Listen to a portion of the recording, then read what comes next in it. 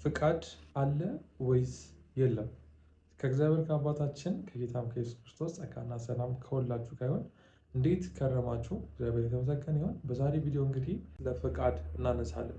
እንግዲህ በክርስትናው እምነት በፍቃድ ዙሪያ ሁለት አቋም ያለው ሁለት ጎራዎች አሉ። የመጀመሪያው ፍቃድ የሚባል ነገር የለም የሚል ነው። አንደኛው ደግሞ ፍቃድ አለ የሚል ነው እና በዛሬ ቪዲዮ የተወሰነ መግቢያዎችን እናነሳለን። እንደዚሁም ደግሞ እንደዚህ ሀሳቦችን ዲስከስ ማድረግ ማውራት የምትፈልጉ ሰዎች ካላችሁ በቀጣይ እንደዛ እናደርጋለን። የቴሌግራም ዩዘር ኔሜንም ማስቀምጥላችኋለሁ። ዛሬ ዲስከስ ማድረግ እንችላለን። በዚህ ቪዲዮ የተወሰኑ መግቢያዎች የምንመለከተው ስለ ፈቃድ ነው። ፈቃድ አለ ወይስ የለም? ይህ ነገር ትንሽ መብራራት የሚኖርበት ይመስለኛል። በደፈናው ፈቃድ አለ የለም የሚለው ትንሽ ጉንጫ አልፋ ክርክር ይመስለኛል። ምክንያቱም ዛሬ ጠዋት ተነስቼ አሁን ይህንን ቪዲዮ ለመቅረጽ ስነሳ ፈቅጄ ነው አይደለም ምናምን የሚሉ ሀሳብ ውስጥ ብዙ ሰዎች ስለሚገቡ ማለት ነው። ግን ጀነራሊ ፈቃድ አለ ወይስ የለም የሚለውን ከመጽሐፍ ቅዱስ ሀሳብ እኛም ደግሞ ብናወራበት ጥሩ ፍሬ ሊኖረው የሚችለው ከድነት አንጻር ብናወራው ነው።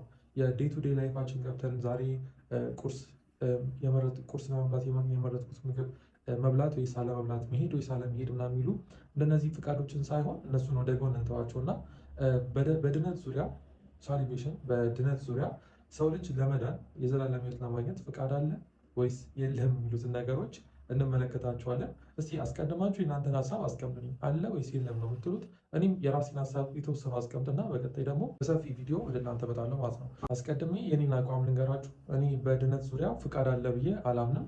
ግን እንደዚህ ሲባል ብዙ ሰው ለመርዳት አይሞክርም። ቀጥታ ከመጽሐፍ ቅዱስ የራቀ እውነት ነው፣ የኑፋቄ አይነት ነገር ነው የሚያስቀምጡት እና ትንሽ ላብራራው ምን ማለት እንደሆነ ፍቃድ የለም ማለት እና ሰው ሮቦት ነው እንደምትሉኝ ያልጠራጠረ ምን ማለት እንደሆነ የተወሰነ ላብራራው። ፍቃድ የለም ከድነት አንጻር ስንል ሲባል እኔ ራሴን ወክዬ ልንገራችሁ። ፍቃድ የለም ስላችሁ ከምን አንጻር እንደሆነ ያው ፍቃድ የለም ሲባል ብዙ ሰዎች እንደ መመልከቻ ጥያቄ የሚያነሱት ታዲያ እግዚአብሔር ሮቦት ነው የፈጠረው ወይ? እኛ ሮቦቶች ነን ወይ? ፍቃድ ከሌለ ታዲያ ለምን ይፈረድብናል? አይነት ጥያቄዎች ይነሳሉ። እነዚህን ሁሉ በቀጣይ ቪዲዮዎች እናነሳቸዋለን በቀጣይ ክፍል። ፍቃድ የለም ግን ስንል አንድ መያዝ ያለብን ነገር አለ፣ ወይም ደግሞ የሰውን ሁለንተና ከመረዳት ብንጀምር በጣም አሪፍ ነው የሚሆነው። ሰው እግዚአብሔር ሲፈጥረው ፍቃድ ያለው ሰው ነው የፈጠረው። እግዚአብሔር ለአዳም ብላም አትብላም የሚል ምርጫ ሰጥቶት እንደነበረ ሁላችንም እናውቃለን። እና ሰው መልካምን ክፉንም የማድረግ ፍቃድ ተሰጥቶት ነበር፣ ማድረግ ያለማድረግ ፍቃድ ተሰጥቶት ነበር። ነገር ግን ሰው ባለመታዘዙ ምክንያት ሞት እንደመጣ እንመለከታለን። ያ የመጣው ሞት ደግሞ ከእግዚአብሔር ጋር ያለያየን ሞት ነው፣ ወይም መንፈሳዊ ሞት ነው። ይሄ መንፈሳዊ ሞት የሞተው ደግሞ ልክ ስጋዊ ሞት ሲሞት የዘላለም ሞት እንለዋለን ማለት ነው። ስለዚህ ሰው ባለመታዘዙ ምክንያት ወይም ደግሞ ኃጢአት የሚባለው ነገር በመግባቱ ምክንያት ሰው ልጅ ከእግዚአብሔር ተለያይቷል። ያማት መንፈሳዊ ሙትነት አጋጥሞታል። ይህ መንፈሳዊ ሙትነት ያጋጠመው ሰው ወደ ሲኦል እየተንደረደረ ነው። ወደ ሲኦል እየተንደረደረበት ያለበት ምክንያት እግዚአብሔር ራሱ ለሲኦል ፈጥሮት ሳይሆን ያንን ሰው እግዚአብሔር ለሲኦል ፈጥሮት ሳይሆን ሰውየው ባለመታዘዙ ምክንያት ነው። ሰው ባለመታዘዙ ምክንያት ነው ወደ ሲኦል እየገባ ያለው ማለት ነው። ስለዚህ በዚህ መንገድ ውስጥ ያለ ሰው ወይም ደግሞ መንፈሳዊ ሙትነት የሞተ ሰው፣ ከእግዚአብሔር የተለየ ሰው። መንፈሳዊ ሙትነት ማለት ነፍሳችን ከእግዚአብሔር ተለይታ ስትኖር ነው። በቃ አንድ ሰው እግዚአብሔር የማያውቅ ከሆነ መንፈሳዊ ሞት ነው። እግዚአብሔርን ነፍሱ አታውቀውም። ያ ሰው ልክ ስጋዊ ሞት ሲሞት የዘላለም ሞት ይሞታል። በዚህ ሂደት ውስጥ ያለ ሰው መንፈሳዊ ሞት የሞተ ሰው በራሱ ፍቃድ በራሱ ተነሳሽነት በቃ ካሁን በኋላ ከእግዚአብሔር ታዝዤ እግዚአብሔርን እሺ ብዬ ጌታ ያዋጣኛል ብሎ ጌታን ተቀብሎ መምጣት አይችልም እያለ ነው። ይህን ከብዙ አቅጣጫ መመልከት እንችላለን። ኢቨን ጳውሎስ ራሱ ሮሜ 7 ላይ ብሎ የተናገረው መልካም ነገር ማድረግ ፈልጋለሁ፣ ግን መልካም ነገር ማድረግ የለኝም። የምፈልገውን ነገር አላደርግም፣ የማልፈልገውን ነገር ደግሞ አደርጋለሁ። ፍቃድ ሰው ልጅ ፍቃድ አለው። እግዚአብሔር ሲፈጥረው እኮ ሰውን ፍቃድ ያለው ፍጥረት አድርጎ ነው የፈጠረው። ግን ይሄ ፍቃዱ በራሱ ቁጥጥር ስር አይደለም። ያ ማለት በጌታ ያልሆኑ ሰዎች በኃጢአት ቁጥጥር ስር ነው ያለው ፍቃዳቸው። ጌታቸው ኃጢአት ነው። ለምሳሌ በብሉይ ኪዳን ላይ ወይም ደግሞ ይሄ ባሪያ ጌታ በሚለው አውድ እንሂድና አንድ ሰው ባሪያ ከሆነ ያ ባሪያ ኢቨን ልጅ ቢወልድ ሀብት ቢያፈራ ምንም ነገር ቢያደርግ ሀብቱም ንብረቱም ጉልበቱም ጊዜውም ሁሉ ነገሩ የጌታው ነው። የእሱ ኦን ያደረገው ማለት የእሱ አስተዳዳሪ ባሪያ ነው ብሎ የገዛው ሰው ማለት ነው። እኛም ለኃጢአት ባሪያዎች ነበርን። ለኃጢአት ባሪያ የሆነ ሰው ፍቃዱ ያለው ጌታው ጋር ነው። ጌታው ነው እንደወደደ የሚያደርገው፣ እንደወደደ የሚጠመዝዘው ጌታው ነው።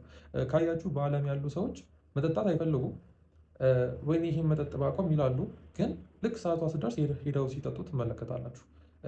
መዋሸት አይፈልጉም፣ መሳደብ አይፈልጉም፣ መጣላት አይፈልጉም። ግን የሆነ ነገር ነሸጥ ያደርጋቸውና ሄደን ነገር ሲያደርጉ ትመለከታላችሁ። ይሄ እነሱ ማድረግ አይፈልጉም፣ ጳውሎስ እንዳለው ማድረግ አይፈልጉም፣ ግን ያደርጉታል። ከዛ ማድረግ የሚፈልጉትንስ ያንን ደግሞ አያደርጉትም። ይሄ ኮምፕሊትሊ እግዚአብሔር ሮቦት ፈጥሮ ሳይሆን ሰው በኃጢአት ምክንያት የመጣበት ውድቀት ነው። ስለዚህ ከዚህ ውድቀት ደግሞ ልንላቀቅ የምንችለው የእግዚአብሔር ስበት ብቻ ነው። የእግዚአብሔር እኛን የመደገፍ ነገር ከሌለ፣ እግዚአብሔር እኛን የመሳብ ነገር ከሌለ፣ መጽሐፍ ቅዱስ ሐዋርያት ሥራ ላይ እንደሚናገረው የሊዲያም ልብ እንደተከፈተው ማለት ነው። እግዚአብሔር የሊዲያን ልብ ካልከፈተላት ሺህ ጊዜ ማወቅ ብንፈልግ አናውቅም ማለት ነው። ልባችን እግዚአብሔር ካልከፈተልን፣ እግዚአብሔር ካረዳው፣ ሰው ለመዳን እግዚአብሔር ካልሳበው በስተቀር ከዛ ከጨለማ ስፍራ ኃጢአታችን ምክንያት ሙት ከነበርንበት ስፍራ የእግዚአብሔር ስበት የእግዚአብሔር እርዳታ ካላገኘን በቀር በራሳችን ፍላጎት ያዋጣኛል ጌታ ብለን መምጣት አንችልም። ግን አንድ መርዳት ያለብን ነገር አለ። ሰው ይሄ ኃጢአተኛው ሰው ልክ እግዚአብሔር እርዳታው እግዚአብሔር ሲያግዘው፣ እግዚአብሔር ከነበረበት ጨለማ ስፍራ ወደ ብርሃን ሲያመጣ፣ ከነበረበት ሙትነት ልክ ሲቀሰቅሰው፣ ለእኛ ቸርች ላይ ቆመን የምናደርገው አንድ ስርዓት አለ። ወይም ደግሞ ተቀምጠንም ወር ጌታን እኛን ያስቀበሉ ሰዎች ጋር የምናደርገው ነገር አለ። እጃችንን አውጥተን ጌታ ሆይ ኃጢአቴን በደሌን ይቅር በል ልጅ አድርገህ ምናምን የሚሉ ፕሮሰሶችን እናደርጋለን። ደህንነት እንማራለን፣ እንጠመቃለን ምናምን። አሁን እኛ የሚመስለን ያንን ማድረጋችን እጃችን አውጥተን ጌታ ሆይ ኃጢአቴን በደሌን ይቅር በል ማለታችን እኛ የፈቀድን ነው እየመሰለኝ ያለው። የእኛ መፍቀድ የመጣው እግዚአብሔር እኛን ከሙትነት ከማላቀቀ በኋላ ነው። ማንም ሰው በሙትነቱ ይህንን ውሳኔ መወሰን አይችልም። ማንም ሰው በሙትነቱ ግን ልክ እግዚአብሔር ከሙትነት የቀሰቀሰው ሰው፣ እግዚአብሔር የረዳው፣ እግዚአብሔር የሳበው ሰው ግን አዎ ጌታ ያዋጣኛል ብሎ ይመጣልና ስለዚህ ምክንያት ከደህንነት ላይ ሰው የዘላለም ሕይወት ለማግኘት በራሱ ፍቃድ በራሱ ተነሳሽነት ያገኛል ብዬ እኔ አላምንም። እናንተ ምን እንደምታምኑ ኮመንት ሴክሽን ስራ አስቀምጡልኝ። ፍቃድ አለ ወይስ የለም የሚለውን ነገር ኮመንት ሴክሽን ስራ አስቀምጡልኝ። እንደዚሁም ደግሞ ዲስክሪፕሽን ስር የቴሌግራም ቻናል አስቀምጥላችኋለሁ። እዛ ላይ ግሩፕ አለ። እዛ ላይ ዲስከስ ማድረግ እንችላለን። ቤዚክ የሚባሉ ክርስቲያን ዶክትሪንስ ላይ ወይም አብዛኞቻችን ክርስቲያኖች ብዙ ማንስማማባቸው ቶፒኮችን እያነሳን እንወያያለን ማለት ነው። ጸጋና ሰላም ከእናንተ ጋር። ይህን የኦፌር ዩቱብ ቻናል ሰብስክራይብ ካላደረጋችሁ እስካሁን አሁኑ ሰብስክራይብ ማድረግ እንዳደረሱ፣ ቪዲዮችንም ላይክ ካላደረጋችሁ ላይክ አድርጉ። ጸጋ ይብዛላችሁ።